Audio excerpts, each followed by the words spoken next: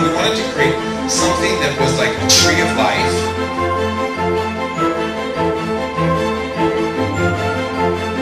And we're just going to start on the bottom here like this.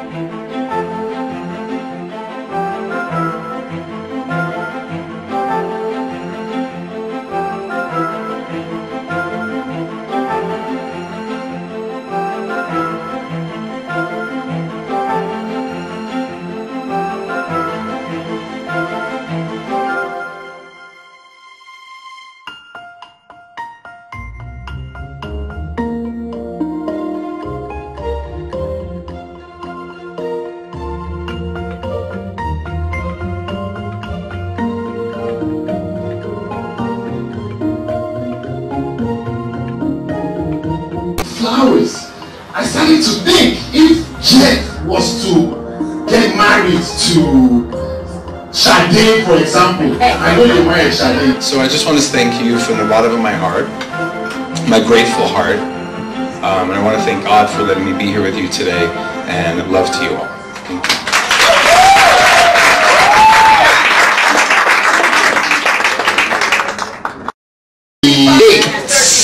It's 35, right? She's the president and founder of the Garden and Flower Club of Nigeria. That's an unusual club. Ladies and gentlemen, please let's put our hands together for Mrs. Winihin Jemide as she makes her way to the microphone. Thank you. All right. Happy birthday in advance. Good evening, everyone, and let me start by saying that I am 35 tomorrow. What an experience we've had.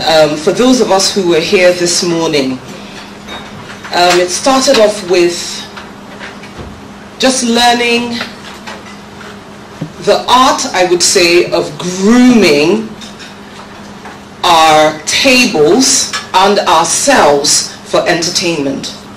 Yes? We had wonderful ladies who talked to us about a number of things that, well, some of us knew and many of us didn't. And so I walked away from that first session richer for it. So thank you. I see some of the ladies here this evening. Thank you very much.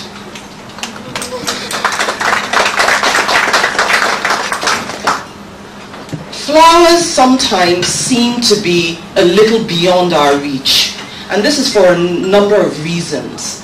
Perhaps it's because we feel inept when it comes to putting flowers together to make them make sense.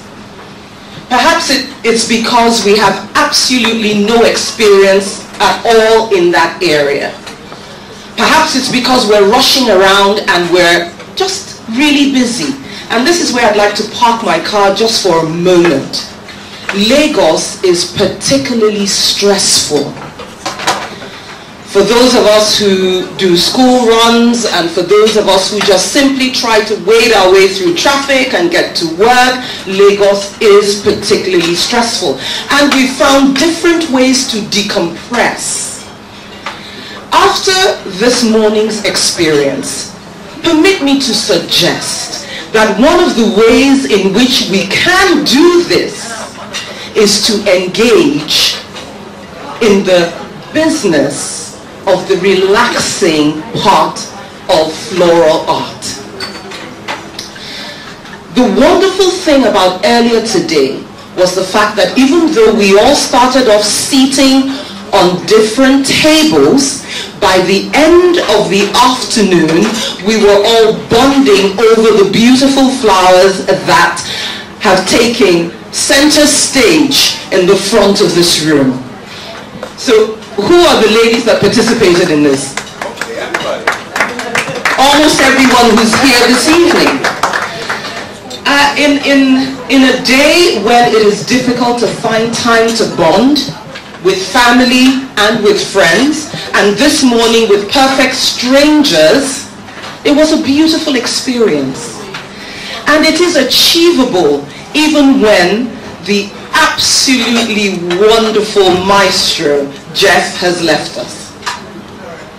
So after he leaves Nigeria, what next? For those of us who are not actively involved in plants and flowers one way or another. This is Women's Month.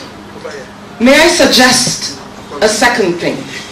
That perhaps as we drive through the streets of Old Ikeja, or as we drive through Ikoyi, or some parts of Oniru, we can park our cars for a little moment, step out of the cars and patronize the numerous female flower vendors who are selling their wares on the roadside. When I am a very avid plant collector, but because many times it's not in the budget. When I step out of my car, all I need to do is spend 80 naira, 100 naira, 200 naira, and I get a pure water bag of a plant. And one of the most gratifying things is to watch that little plant develop into a shrub, into a tree, into something that allows me to cut a couple of stems every other morning and bring the outside into my home. Now we might say I live in a flat and there's no space to do this. Allow me to suggest the third thing, that you can become what I call a jam jar gardener. Now a jam jar gardener is someone who only has a windowsill.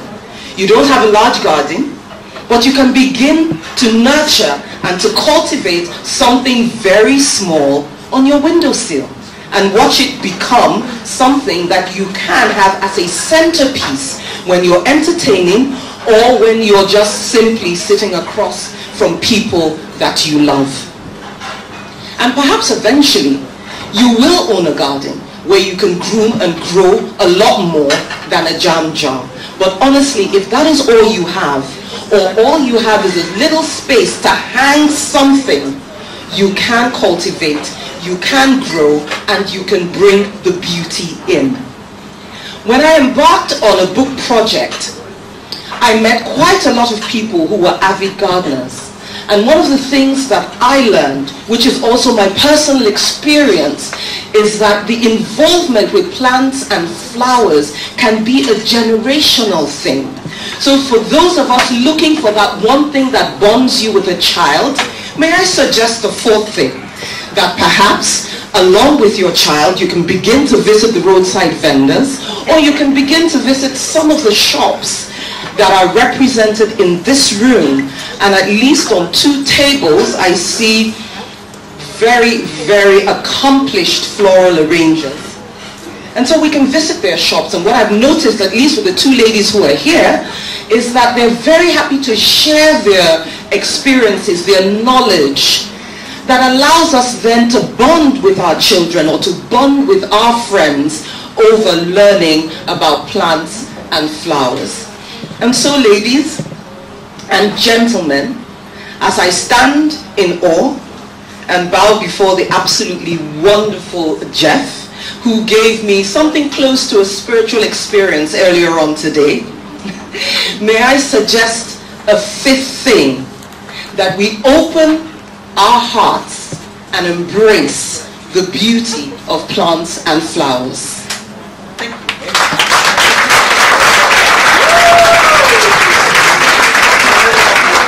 Thank you. I think we can do better. Let's